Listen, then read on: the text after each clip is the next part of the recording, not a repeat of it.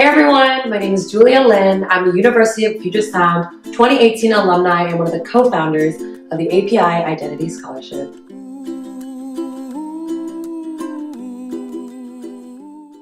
So if you look back to November 2018, you have my dear friend Jay Bates and I. Jay Bates is also a 2018 alumni. Some of you may know him. We sat in my office. I was the director of student interest for ASUPS at the time. And, we were just reflecting on our goals that we wanted to accomplish, how we accomplished them as we finished out our 4 years at Puget Sound. And we had always talked about creating a resource, specifically a scholarship for API students, because when you look around, looking at the different resources available in terms of scholarships, looking at the Latinos Unidos Scholarship, looking at the BSU Scholarship, there wasn't an identity scholarship created yet for API students in spite of a really strong presence of API students, right? So we sat down and we, in thinking about the powerful positions that we were in as a Korean adoptee, as a trans-identifying Korean adoptee for Jay, and as a first-generation Chinese-American woman for myself, and also thinking about all those moments that we shared, all those venting sessions that we had, those very emotional, very stressful, very just these really volatile moments where we talked about how there was not enough access, there was not enough accommodations, there wasn't enough financial aid, there wasn't representation.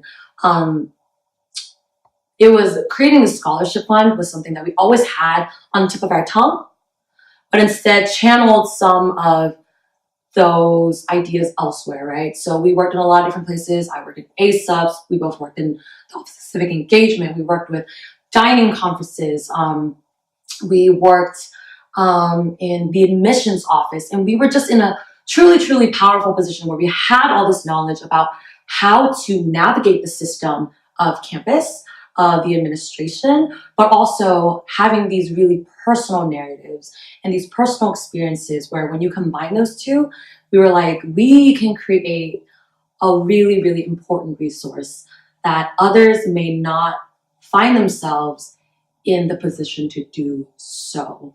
So, once we sat down, we considered, it's our senior year, funding and gala season is in the spring. It's like the middle of November. We are the type of people who tend to overcommit, over-involved. And if you know us, you know that we are overly committed, over-involved. We asked ourselves, like, is this something that we have the capacity to do? Because if we're going to do this, we have to do it right. And we're not going to skim it. We have to do it right. And we sat there in my office with this dim lighting. I sat at my desk. He sat with his Korean grandfather look, with his glasses and his leg crossed over. And we just stared at each other, and he was like, I got you. Because we, the two of us, we very much are a team. And I looked up in the eye and I said,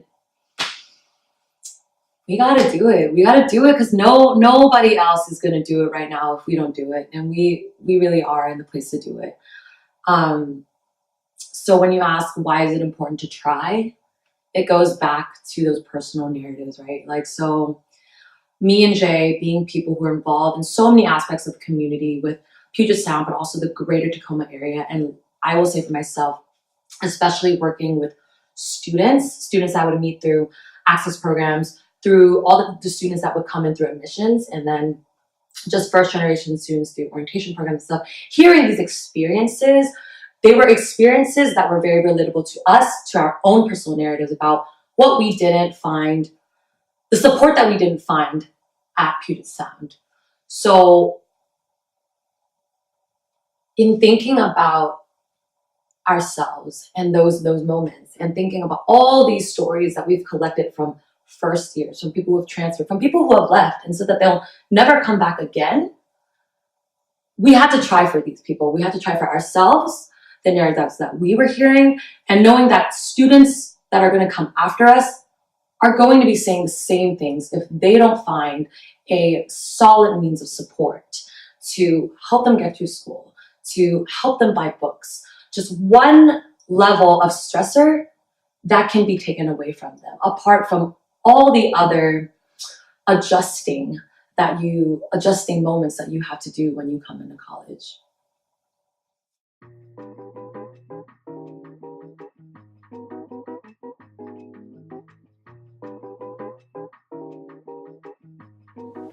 Once we left that office, sat in diversions probably somewhere, some spot where we gossip. We love to do water cooler talk in the CIC kitchen, so we might have done it there. But we sat down, right, and we looked at, again, we reflected on our own personal narratives about why this was important to us, because we are going to be these two people. And at that time, it was just Jay and I, right? This is our idea. And so now it came to a step of like, okay, so let's reflect on why it's important to us. And now we have to share that with others, because, you know, it's not going to be as effective. It's not going to be effective at all if it's purely an experience that just Jay and I hold. It's also not fair to be sharing the experiences of others who aren't comfortable sharing.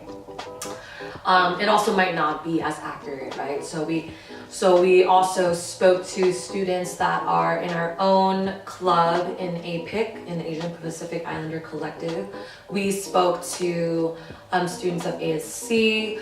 We spoke to students in our own circles.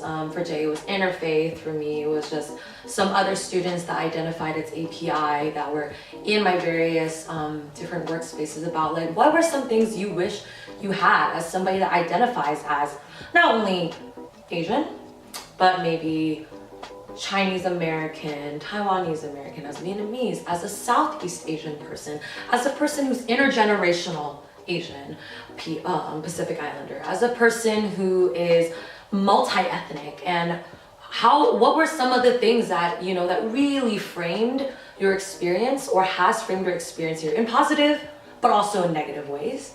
And what is one way that this scholarship can help you, aside from the funding, but also what kind of message can we send by creating something like this, right? So we sat down, we did all that brainstorming, and honestly, it was like a pretty streamlined 2-month led by students for students project, right? So we like immediately like had to go to booking. We booked a February date. It happened to fall on the Lunar New Year. Thought it was a very opportune time because, you know, everybody who celebrates Lunar New Year, you know, it is an opportune time to give for prosperity. And so, you know, then we got a few of the logistics together, which is, you know, the food and how we would want the food not to be like grilled chicken breast, but something that really spoke to our cultural foods. Because a big thing about what was missing from our experiences at UPS was representation, right? Representation in all sense of the word, as people, as mentors, as menu items in the sub, as simple as that. But the biggest piece, I would say, is really getting the donor part, right? At the end of the day, like we do want to send a message, but it's also like we want to send a message and we're trying to create a safe means, I'm gonna say a secure means of funding, so that we can continue to spread this message, continue to fund our students, and support them in the ways that they haven't been able to do so. So we reached out to a variety of places. We did corporate, we did local, we did alumni, and the other big piece of that was doing like signing a memo of understanding, right? And that's a lot of paperwork, and that's when we brought in another 2018 alumni in Edric to help us draft some of those things. So there was a lot of moving pieces, from logistical program events, but also bringing on people that cared about a resource like this, people who had personal experiences where they were like, I want to fight for this too. And I might not know how to fight it in the same ways that you and Jay might, with your experience here, with your long time veteran status in all of the offices on campus, but we really wanted to find people who had a personal relationship to this, as well as people who, let's say first years, who may not have completely developed that personal relationship yet, but sees a movement that they want to be a part of.